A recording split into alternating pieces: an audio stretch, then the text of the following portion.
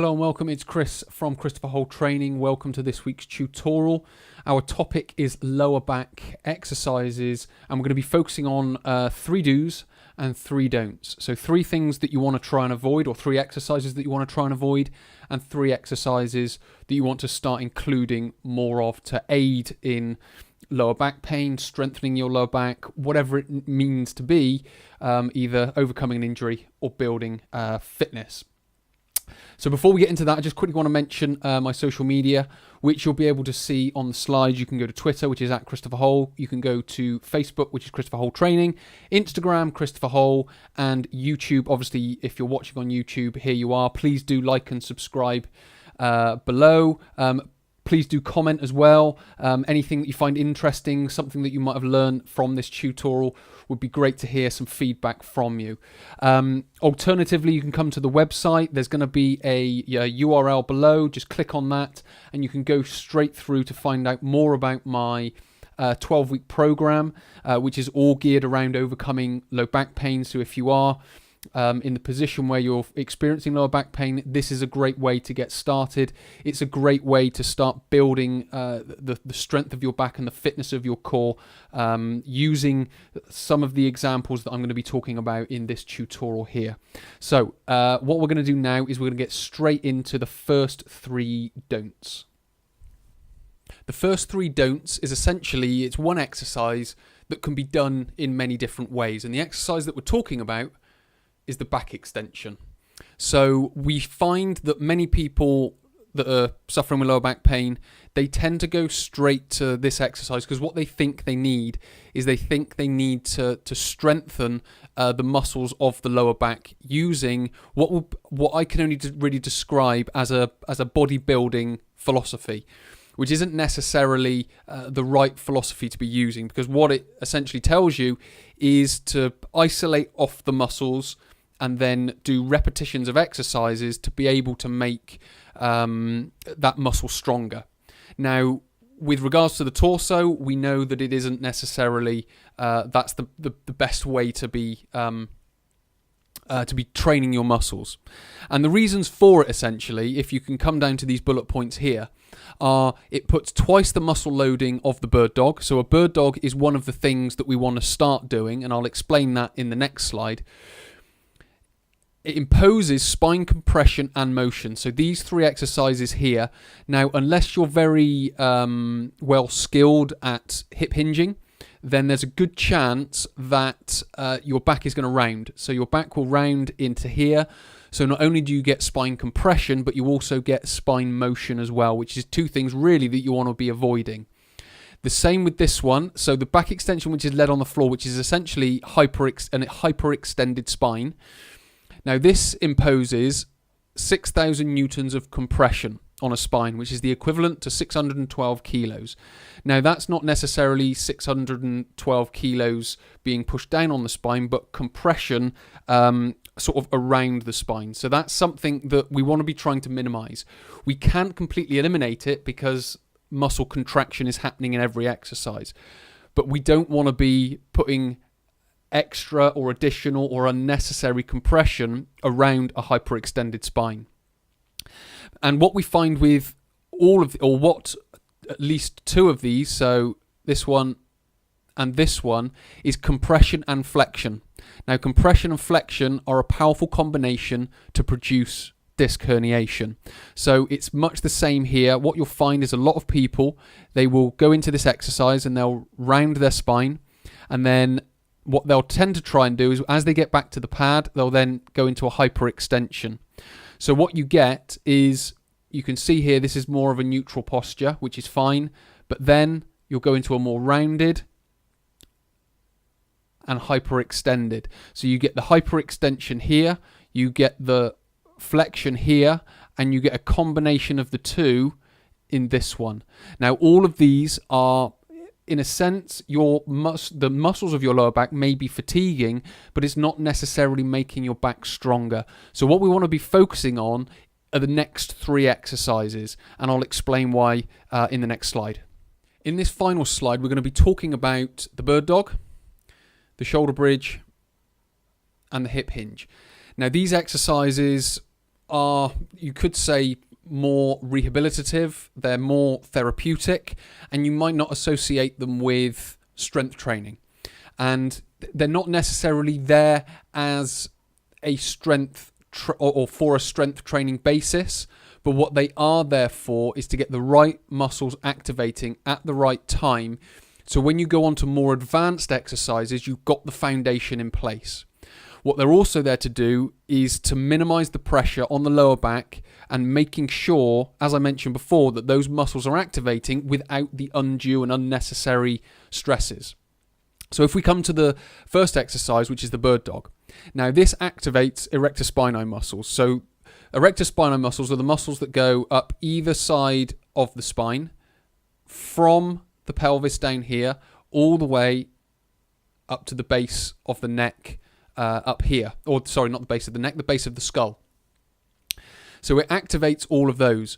Now if you were just to lift, as you can see here, if you were just to lift one single leg, that would be the equivalent of less than 2,500 newtons of compression. And part of the reason for that is that it's just activating, if you can liken it to this diagram here, it's just activating the right side because I've got my right leg up. Then I would drop that knee down and then I would lift my leg up, my left leg up, and then it would just activate the left side. Now when we go leg and arm, it increases to over 3,000 newtons of compression. So again, we're still half of that of the back extension that we looked at in the previous slide. So when we are lifting left arm, right leg, we're getting upwards of 3,000 newtons of compression. Now you can enhance that with abdominal bracing.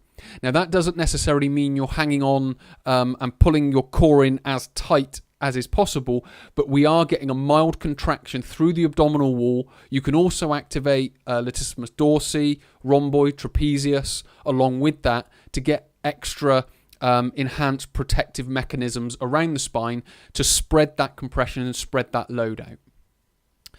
When we come on to shoulder bridge, we're now moving from the erector spinae group and we're moving now into the gluteal group. So the gluteal group are essentially the buttocks. So the muscles that span the top of the thigh across, in some ways, to the lower back. It doesn't necessarily join into the lower back, but that's, in a sense, where that muscle sort of runs to and from. So we're activating this gluteal group. Because what we want is we want the gluteal group to be the dominant muscle in that in the hip. Because what we find is people are very dominant through the hamstrings and through the erector spinae. So we don't necessarily want to be over-activating those. So we want to be getting the dominance from the gluteal group. Now this exercise, if done correctly, will override the hamstring dominance and it will reduce load on the spine because it's taking out or minimizing the amount that the erector spinae is working, and it's minimizing the amount the hamstrings are working, which is then able to maximize the amount the gluteal group are working. So you can start with this one. I've done this. I've talked about this in previous tutorials, but you lie on your back with your back on the floor, with your knees bent and your feet flat on the floor, with the idea that you just use this position to activate your gluteal group. And what you can then do is then come up into that hip extension, as you can see here. So you've got a straight line going all the way through, and then you get that hip extension, and then you can contract the gluteal group through there.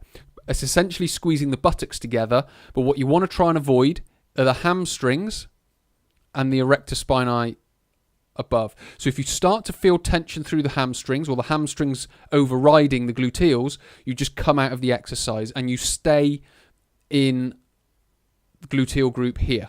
So you're managing your sensitivity to your hamstrings and your erector spinae by using the dosage of the amount of time that you're holding the exercise.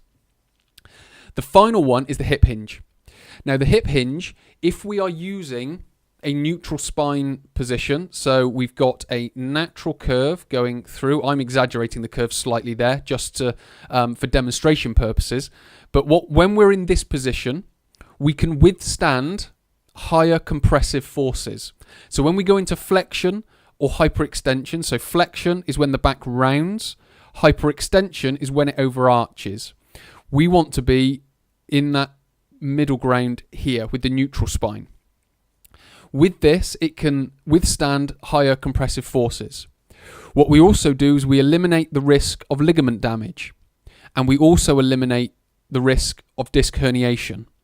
So what we're doing with regards to these three exercises is we are minimizing the risk of damage, which is then eventually going to lead to the risk of injury, and we are maximizing the amount that we are getting into this position, which is the neutral posture, and then wrapping around it the proper muscular activation, which is gluteal group and erector spinae. And then with regards to the hamstrings, we are minimizing the amount that they're working. So we're just trying to override what the hamstrings are doing. So we're trying to reduce the amount that they're working and then really get the gluteal and the hips doing the work that they're supposed to be doing, which is managing your position. And also, I should mention, with regards to the hip hinge, you want to be really focusing on how much the hips are working. So again, you're not really trying to pull up with the hamstrings. What you're trying to do is, as you come up into a standing position, is you're pushing your hips forward, and that will activate the hips and get them more active. So hopefully this has been helpful. Hopefully it's given you a better understanding of the types of lower back exercises that you want to be doing, whether you're overcoming lower back injury or whether you're just trying to improve your own fitness, improve your core strength, so on and so forth.